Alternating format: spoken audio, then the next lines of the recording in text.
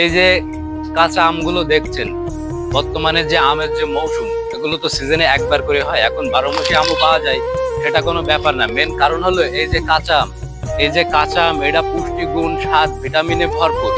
এই যে একটা আমে ক্যালসিয়াম, ভিটামিন এবং প্রচন্ড পরিমাণের প্রয়োজনীয় জিনিস দিয়ে এটা আল্লাহ তৈরি করেছে।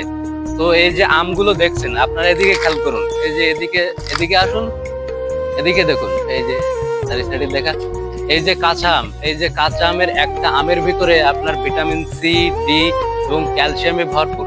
এবং আরো আশ্চর্য বিষয় আছে যে আমরা তো শুধু আমই খাই, কিন্তু এর গুণাগুণ সম্পর্কে তো জানি না। আমের থেকেও আমের যে গায়ের যে খোসা দেখছেন, এই খোসার ভিতরে সর্বোচ্চ ক্যালসিয়ামে ভরপুর, কিন্তু আমরা এই খোসাটা ফেলে দিই। এখন থেকে আপনারা চেষ্টা করবেন, এই যে আমগুলো দেখছেন, এই আমের যে কাঁচা খোসাগুলো আছে, খোসাগুলো আপনারা চুলে ভালোভাবে পরিষ্কার করে ধুয়ে নেবেন, দিয়ে ওগুলো খাওয়ার চেষ্টা করবেন। কারণ আমের থেকে আমের যে খোসাটা আছে, এই খোসায় ভিটামিনের পরিমাণ প্রচন্ড বেশি।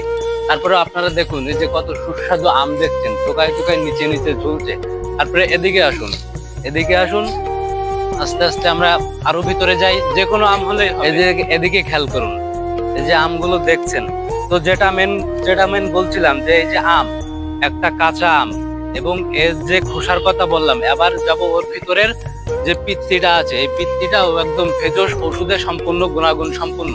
এই পিত্তিটা আপনারা যদি কেটে কুচি কুচি করে সুন্দর করে ধুয়ে পরিষ্কার করে রোদে নেড়ে গুঁড়ো করে পাউডার করেন, তো এটা আপনাদের রক্ত পরিষ্কার, হার্ট এবং ডায়াবেটিসের ওষুধ হিসেবে ব্যবহার করা যাবে এই আম। এজন্য আপনারা এই সিজনে যত পরিমাণ পারেন, বেশি থেকে আরো বেশি এই কাঁচা আম খাওয়ার চেষ্টা করুন।